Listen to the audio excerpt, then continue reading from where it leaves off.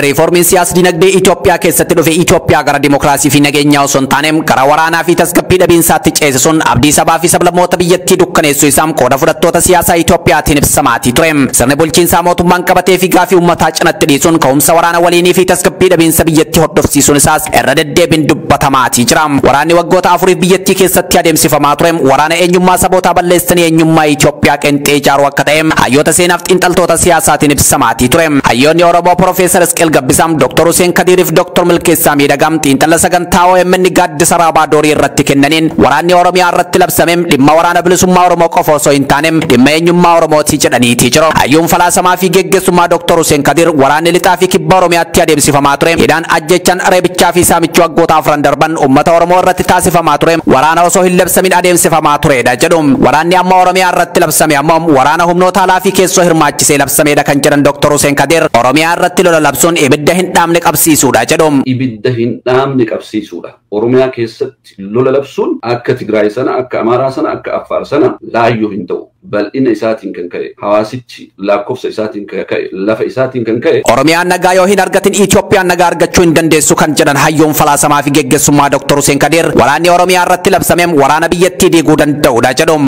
Biyya sana keessatti Oromiyaan nagaa argachuu dhabnaan biyyi suni nagaa hin argattu waraanni kun yoo dhaabbateen alatti waraana biyya diiguuf deemu. Kolleejjii Miishigaan Albiyoonitti saayinsii siyaasaa kan barsiisan Dr. Milkeessaa Miidhagaam waraanni Oromiyaa irratti labsame waraana waboo qofa irratti labsame osoo hin taaneem waraana qabsoo bilisummaa Oromoo akkasumas waraana Oromoo fi Oromummaa irratti labsameedha jedhum. Waraana bilisummaa Oromoo irratti kan labsame. Waraanichi jeneraalii waraana qabsoo bilisummaa Oromoo, qabsoo Oromoo, waraana Oromoo fi Oromummaa irratti labsame. Waggootaaf waraanni jibbaa Oromummaa irratti hundaa'ee adeemsifamaa ture kan jedhan Dr. Milkeessaa Miidhagaam rakkoo siyaasaa waraanaan furuuf yaaluun qarooma biyyattii ta'ee jira jedhan. Waraanni ayidooloojii muummichi ministeeraa biyyattii ilaalcha maqaa Itoophiyaa jedhuun jibbinsa Oromoo irratti hundaa'een nama ijoollummaadhaa kaasee akkaataa sanaan guddates waan ta'eef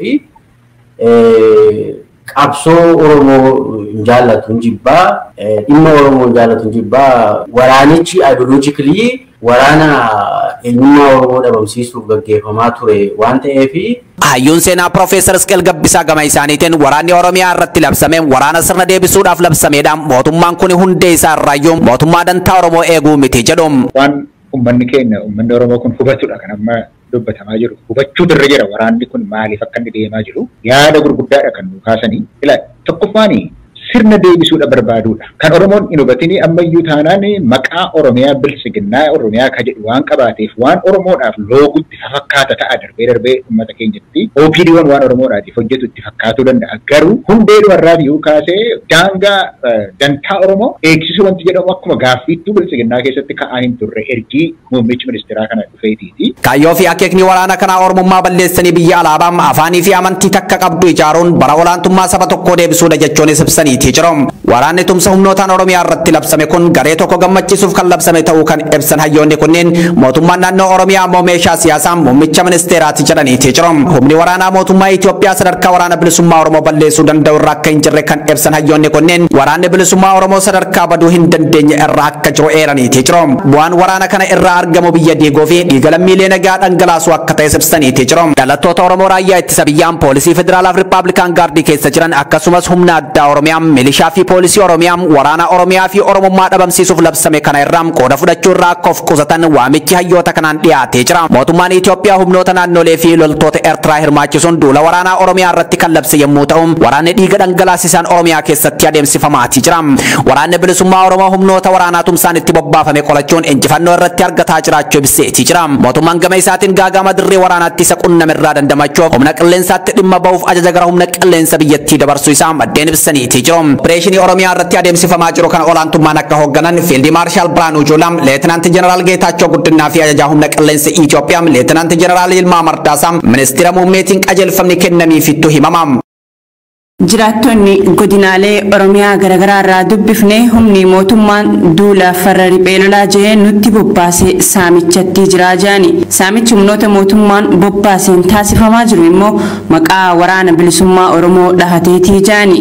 Saamichi kunis karaa bilbilaa fi qaamaan taasifamaa jira kan jedhan jiraattonni qondaalonni waraanaa kunneen bilbila garaagaraatiin bilbiluudhaan maallaqa guddaa akka kaffalaniif doorsisaa jiraachuu himani. Maallaqa gaafatamtan kana hatattamaan bakka nuti jennetti kaffaluu qabdu ta'uu baannaan tarkaanfii ajjeechaatu isin irratti fudhatamaa nuun ja'an jiru. Ijoollee keessan ukkaamsina qe'ee fi qabeenya keessan ni gubna kanneen ja'anii fi doorsisaan biroo humnoonni mootummaa akka fayyadaman jiraattonni himani.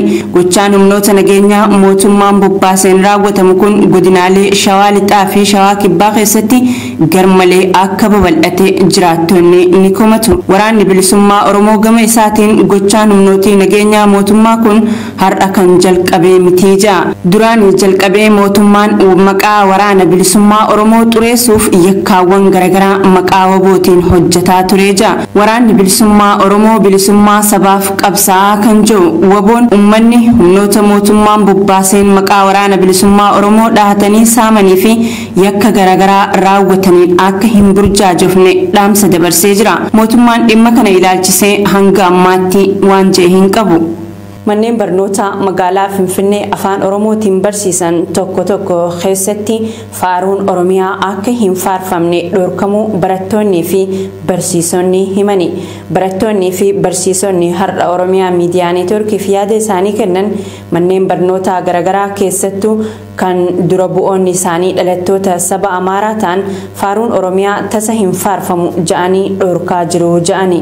Mana barumsaa Natsaannat Birhaan ja'amutti tibba kana barattoonni osoo faaruu Oromiyaa faarfatanii dura bu'aan mana barumsichaa barsiisaa barattoota faarfachiisaa jiru harkaa sagalee guddiftuu butee ja'ani barattoonnii fi barsiisonni.